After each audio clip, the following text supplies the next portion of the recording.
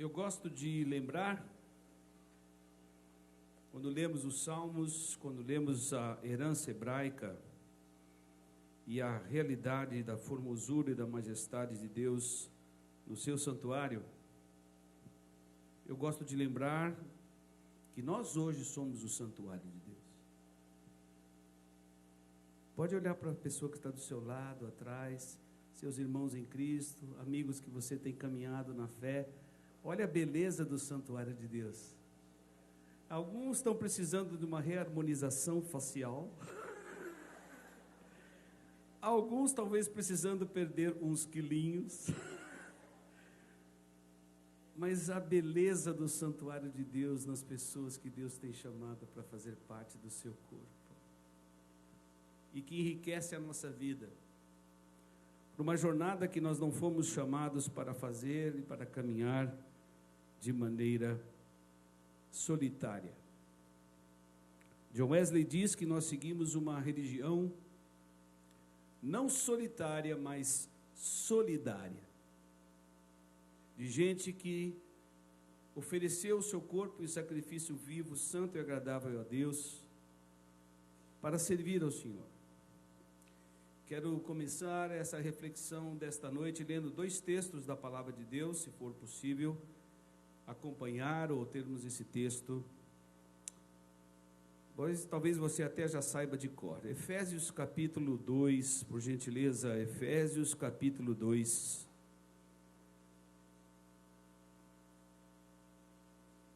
Versículo 8 ao versículo 10. Eu estou lendo na versão internacional, NVI. Pois vocês são salvos pela graça, por meio da fé.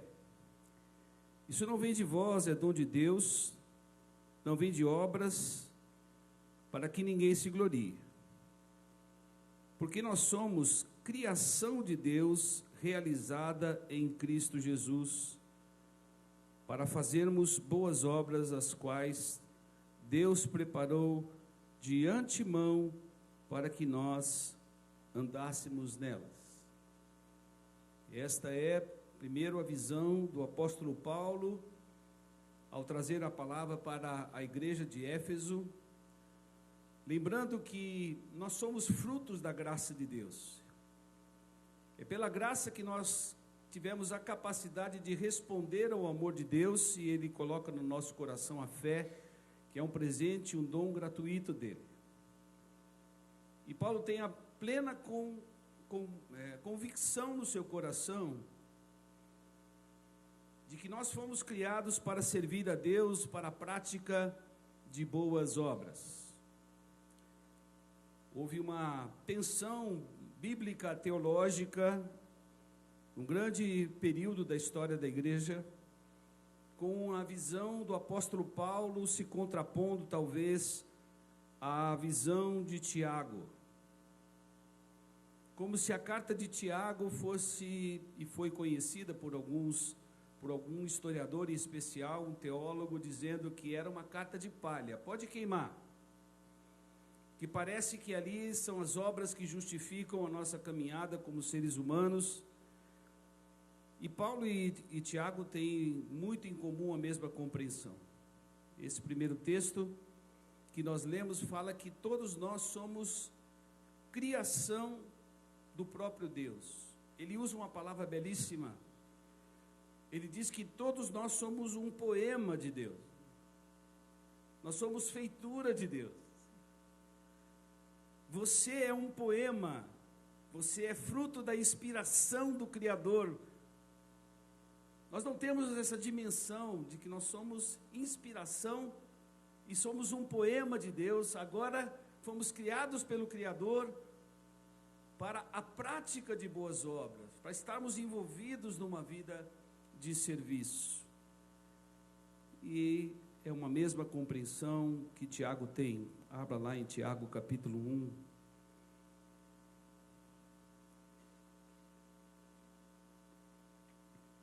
Versículo 19 do capítulo 1. Meus amados irmãos, tenham isto em mente. Sejam todos prontos para ouvir, tardios para falar, e tardios para irar-se, pois a ira do homem não produz a justiça de Deus. Portanto, livrem-se primeiro de toda impureza moral e da maldade que prevalece, e aceitem humildemente a palavra implantada em vocês, a qual é poderosa para salvá-los. Sejam, portanto, praticantes da palavra e não apenas ouvintes, enganando vocês mesmos. Aquele que ouve a palavra, mas não a põe em prática, é semelhante a um homem que olha a sua face no espelho e depois de olhar para si mesmo sai e logo esquece da sua aparência. Mas o homem que observa atentamente a lei perfeita, que traz a liberdade e persevera na prática dessa lei, não esquecendo o que ouviu, mas praticando, será feliz naquilo que fizer. E se alguém se considera, portanto, religioso ou um adorador, mas não refreia a sua língua, engana-se a si mesmo. A sua religião, a sua adoração não tem valor algum. A religião que Deus, o nosso Pai, aceita, a nossa adoração, a que é aceita diante do Pai, pura e imaculada é esta: cuidar dos órfãos e das viúvas em suas dificuldades e não se deixar corromper. A fé sem obras, ela é morta. O Senhor abençoe a leitura da sua palavra. Adoração e serviço estão intimamente ligados enquanto nós estamos em missão como igreja. Jesus viveu uma vida de serviço e uma vida para cumprir a missão que Deus delegou para que trouxesse salvação e que trouxesse e mostrasse a realidade de viver debaixo da direção da autoridade de Deus. Dallas Willard, um dos grandes escritores cristãos, num dos seus livros, ele diz que no serviço a Deus nós mostramos a verdade, a essência da espiritualidade que nós cultivamos. Refletindo sobre essa declaração, se nós não vivemos uma vida de serviço, a nossa espiritualidade é defeituosa. O que nós estamos construindo como espiritualidade que achamos que é cristã e que não resulta numa vida de serviço, é uma espiritualidade equivocada, distorcida, que precisa ser revista para que eu entenda que preciso me identificar com a missão que o próprio Senhor Jesus, Mateus capítulo 20, 28, o Filho do Homem não veio para ser servido, mas o Filho do Homem veio para servir, num contexto em que os discípulos estavam querendo a proeminência, estavam querendo ter uma prioridade no amor, na atenção de Deus, queriam ocupar um lugar de destaque. O Filho do Homem, ele não veio para ser servido, mas para servir. E pega em cheio nessa teologia demoníaca que nós temos hoje no mundo, que é a teologia do domínio, de que a autoridade precisa ser exercida de cima para baixo, que nós precisamos fazer com que as pessoas engulam a nossa fé, a nossa herança cristã, e achando que podemos fazer isso ocupando os lugares de destaque nos palácios onde as autoridades estão. E Jesus vem de novo e diz assim: parem de tentar comer do fermento de Herodes, de achar que a igreja tem que exercer esse domínio sobre as pessoas. Jesus não veio exercer esse tipo de domínio de autoridade, ele veio para servir e não para ser servido.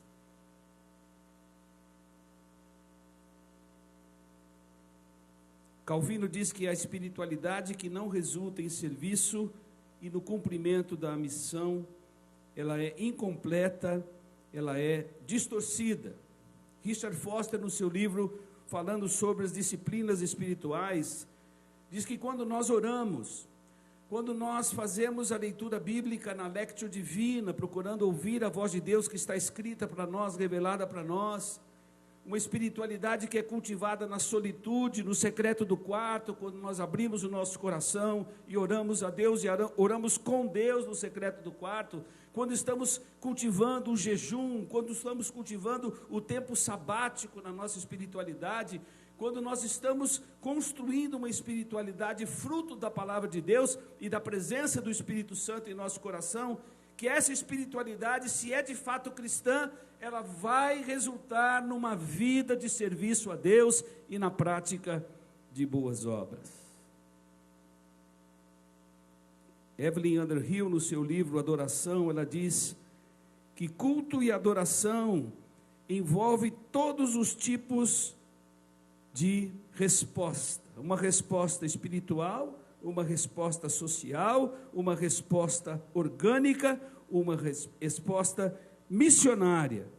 Culto e adoração é construir uma espiritualidade que repercute, que ajuda na edificação pessoal, que ajuda na edificação das famílias, que ajuda na edificação do seu corpo vivo, da igreja, que perpassa os nossos templos, que não é uma adoração apenas templária, mas que este corpo de Cristo presente na sociedade está sendo sal, está sendo luz, está sendo testemunho de uma fé viva, que gera também transformação na sociedade onde nós estamos inseridos como igreja, com uma missão profética diante do Senhor.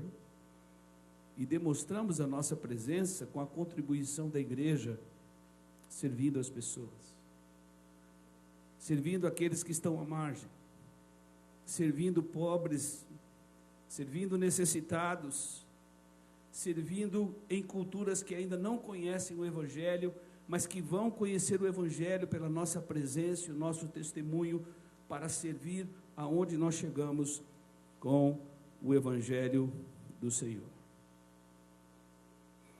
Romanos capítulo 12, por gentileza, se você puder acompanhar, versículo 1 e versículo 2. Paulo continua falando dessa vida de serviço. Rogo-vos, pois, irmãos, que apresenteis os vossos corpos em sacrifício vivo, santo e agradável, que é o vosso culto racional, que é o serviço de culto racional. Eu rogo a vocês que apresentem os seus corpos em sacrifício vivo, santo e agradável a Deus, e coloquem as suas vidas para servirem a Deus, perguntando a Deus aonde posso ser útil, aonde posso servir para que a implantação do reino continue acontecendo e que será concretizada, louvado seja o Senhor, no dia da volta do nosso Senhor Jesus Cristo. Nós estamos construindo um reino que não é deste mundo. Jesus mesmo disse isso para nós. E porque tentamos ainda construir um reino aqui na terra, se estamos envolvidos no ministério do reino, na implantação do reino de Deus, estamos colocando a nossa vida em serviço. Apresentar os nossos corpos, nos entregarmos, nos rendendo aos pés de Jesus Cristo. Mas o texto diz mais, que vocês continuem sendo transformados pela renovação da vossa mente.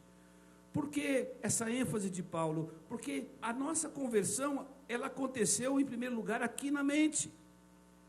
Conversão significa metanoia, mudança de mente. Olhamos a nós mesmos, olhamos a humanidade, olhamos a vida espiritual que estamos construindo pela ótica de Deus agora. Nós somos convencidos da verdade para sermos convertidos à verdade. Essa ação do Espírito Santo, primeiro, convence a nossa mente do pecado, da justiça e do juízo, e depois nós somos convertidos também com as nossas emoções. Quando entregamos a nossa vida a Deus, quando o hebreu dizia, entregue os seus corações, ele está dizendo, entregue a sua mente, entregue os seus afetos, entregue o seu coração, e passem agora e voltem novamente os olhos a Jesus. Nós viramos as costas, fomos criados para adorar a Deus, fomos criados para servir a Deus, fomos criados para nos submeter à autoridade desse Deus, que cuida de nós, que é responsável pelas nossas vidas, como pastor que Ele é, como Deus que Ele é. Mas nós viramos as costas, nós não quisemos mais adorar a Deus, não quisemos mais consagrar nossa vida a Deus, e a Bíblia diz que isso chama-se pecado. Nós desistimos de adorar a Deus, nós desistimos de amar a Deus, nós desistimos de servir a Deus.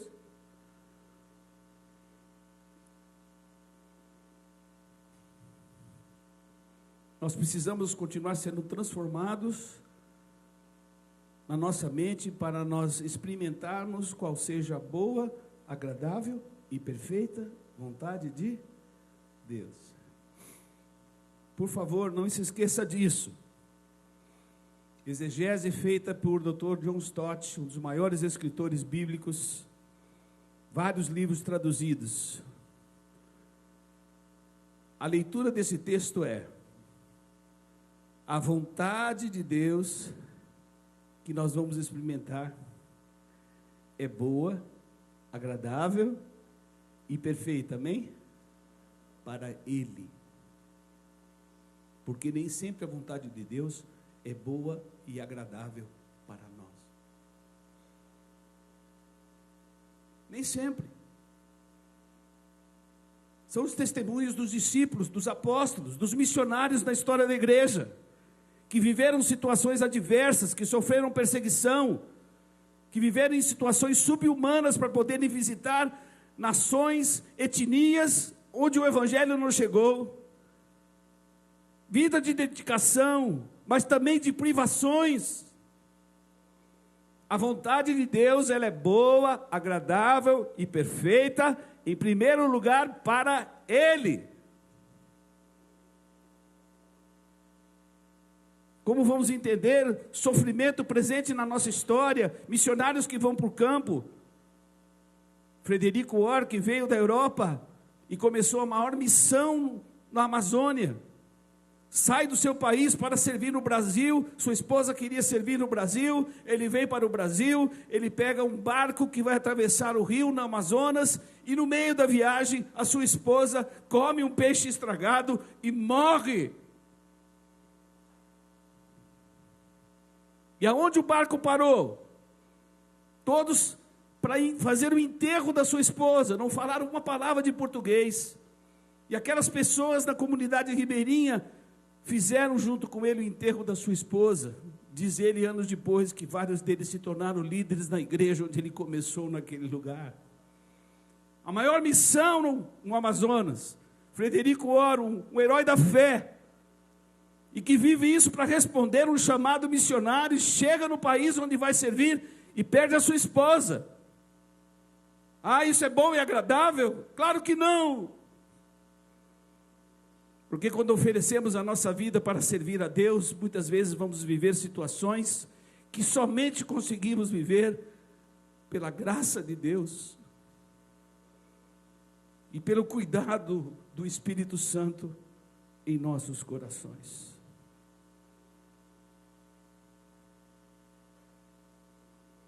Dr. Paul Rum, de tradição metodista, no seu livro A Integridade da Adoração, ele diz: a vida humana consagrada a Deus é uma vida litúrgica de serviço.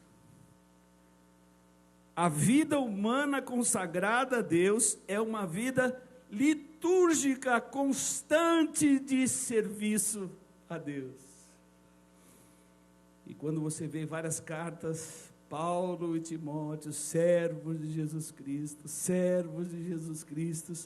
Jesus Cristo entenderam a natureza do seu chamado e da sua vocação. Ele veio para servir e não ser servido, ele veio como servo sofredor, Isaías capítulo 53, ele veio como Cordeiro de Deus, ele veio como sumo sacerdote, Paulo escreve à igreja de Roma, capítulo 8, versículo 26 a 27, ele se fez liturgia por nós na cruz do Calvário. A necessidade de passar pela experiência da cruz para trazer salvação e para a experiência gloriosa de ressurreição que Ele também oferece a todos aqueles que o servem e que o seguem. Louvado seja o nome do Senhor. Adoração, John Wesley diz que é serviço abnegado em amor a Deus, em amor ao próximo. Muito bem. Paulo diz que então que nós somos poema de Deus, criados em Jesus para a prática de boas obras e para uma vida de serviço. E Tiago? Vamos lá voltar ao texto de Tiago. Tiago no capítulo 1.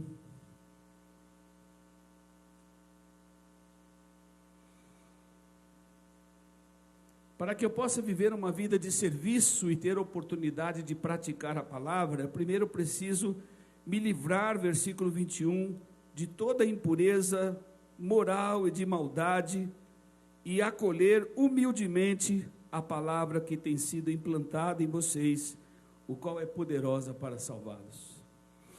Para servir a Deus, eu preciso acolher no meu coração a palavra de Deus.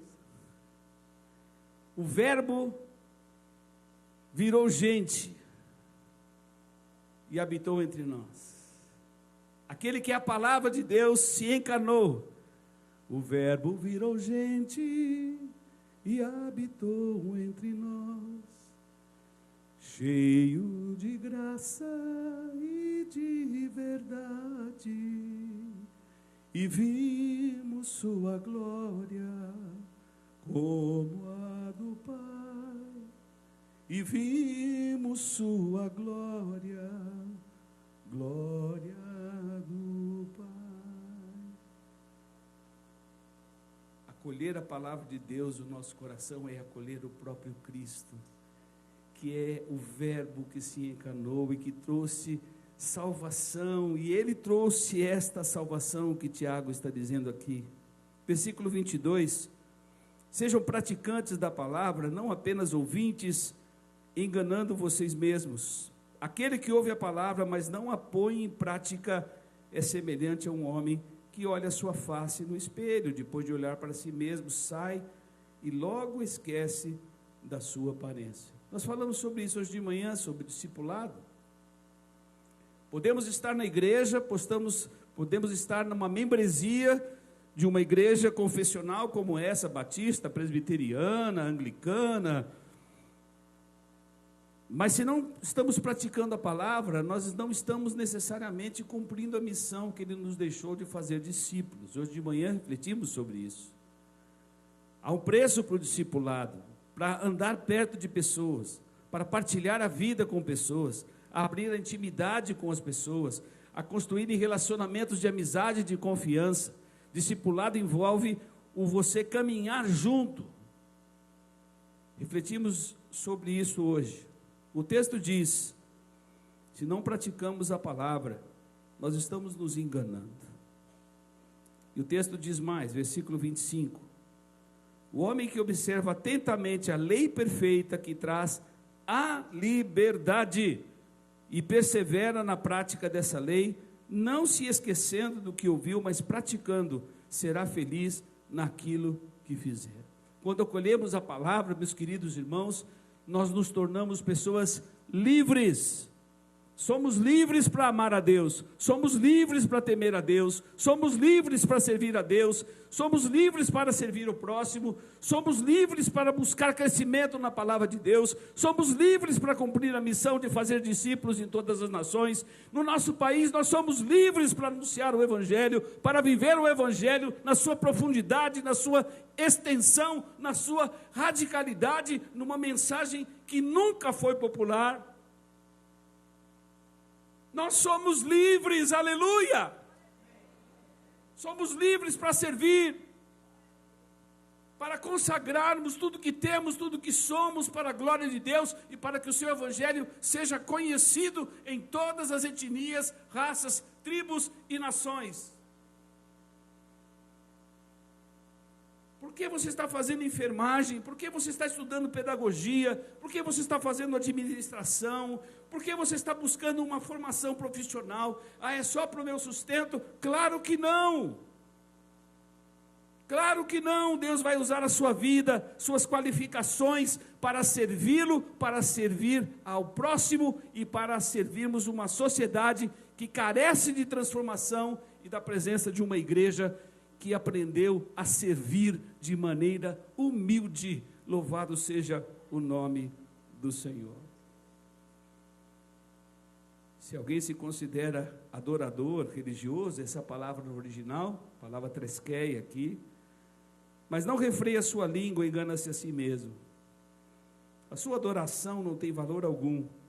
A verdadeira adoração que Deus, o nosso Pai, aceita como pura e imaculada é esta: cuidar dos órfãos e das viúvas em suas dificuldades e não se deixar corromper pelo mundo. Como é que é, pastor Nelson? Imagine, domingo à tarde, pelo menos décadas atrás era assim, caminhavam lá juntos, de 2 a 2, testemunhas de Jeová, batendo na porta das pessoas, normalmente na hora do programa Silvio Santos, depois do almoço.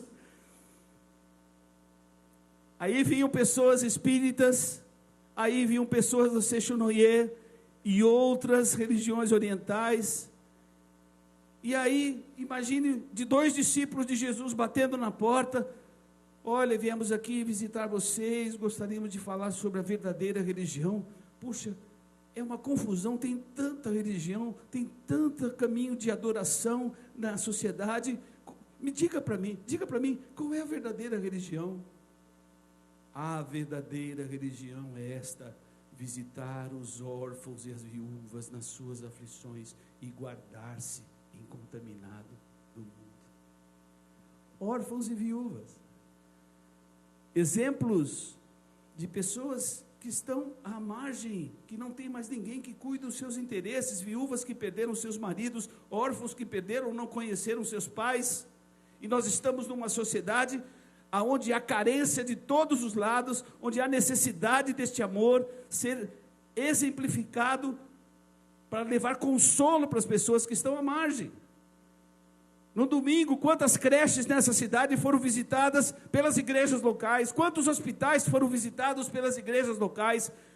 Quantos trabalhos com homens de rua foram exercitados pela igreja local? Nós temos tantas oportunidades para servir, mas muitas oportunidades, onde há uma carência de pessoas que não conhecem a Deus, que não têm sentido para a vida, uma comunidade onde as pessoas estão vivendo de maneira solitária. Há muitos solitários que se suicidaram hoje nas grandes cidades. Ninguém para acolher. Idosos que não receberam um abraço de encorajamento, uma oração nos momentos mais difíceis da sua vida. Órfãos que esperam que caia essa ficha na vida da igreja, que a igreja assuma esse ministério bendito de cuidar de órfãos. De caminhar nos hospitais e dizer assim: está faltando sangue, viu? Está faltando os doadores de sangue. Como? Não pode faltar sangue nos hospitais. A igreja do Senhor está aqui. Nós vamos lá servir, nós vamos nos mobilizar, nós vamos demonstrar esse amor de Deus e cumprir esse mandamento do Senhor. Tiago capítulo 2, versículo 8. Se vocês de fato obedecerem à lei do reino encontrada na Escritura, que diz: ame o seu próximo como a si mesmo, vocês estarão agindo corretamente. Pastor Nelson, quantas oportunidades, quantos grupos sociais que carecem da nossa presença, do nosso serviço, dos dons que Deus nos deu, não só para o nosso sustento. Glória a Deus que tenhamos essas habilidades, mas para que Deus use nossas vidas, nossas capacitações, e estarmos presentes na sociedade, fazendo o bem. Hebreus capítulo 13, versículo 15. Por meio de Jesus, pois, ofereçamos a Deus sacrifícios de louvor, que é fruto de lábios que confessam o seu nome. Glória a Deus, amém? O autor de Hebreus diz isso, mas ele diz também, no versículo 16, não se esqueçam da mútua cooperação, não se esqueçam de fazer o bem, de servir, porque com tais sacrifícios Deus se agrada. Se nós existimos para agradar o coração de Deus, Senhor, use as nossas vidas.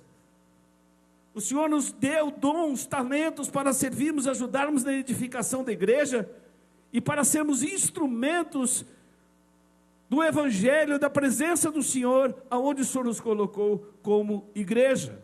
Não adianta sermos 55 milhões de evangélicos se essas transformações na sociedade não estão acontecendo, se nós nos ausentamos dessa vida diária onde nós vivemos, onde há tanta maldade, onde há tanta injustiça, onde há tanto ódio. E hoje nós oramos aqui juntos para que Deus intervenha numa sociedade repleta de violência. Mas não espere violência da parte dos cristãos, não espere violência, não espere negociações políticas em nome de Jesus, não. Nós somos o povo de Deus, sabemos por que estamos aqui, fomos chamados assim como Jesus, para servir e não para sermos servidos, para fazer missão, para fazermos discípulos em todas as nações, para cuidarmos de pessoas, para sermos o lugar do conforto, do abraço, do acolhimento para pecadores, todos os pecadores com qualquer tipo de pecados. Nós somos a igreja que diz: Deus ama você. Conte conosco. Nós somos servos de Deus. Nós estamos nessa cidade para servir. Nós estamos nesse estado para servir. Nós estamos no nosso Brasil para servir. Nós estamos na América Latina para servir. Nós precisamos olhar Jerusalém, Samaria e também os confins da terra. O pastor vai viajar amanhã para lá pertinho, para o fim da terra, viu? Aí vai Coreia, depois vai Indonésia, depois está lá. Mas nós começamos a servir a Deus onde Deus tem nos colocado, que é na sua família, no seu rebanho, na sua igreja. E eu termino aqui essa preleção. Se nós quisermos viver a lei do reino, que diz: ame ao teu próximo como a si mesmo, nós estaremos cumprindo aquilo que Deus espera de nós. Uma vida de amor e uma vida de serviço. Louvado seja o nome do Senhor. Amém.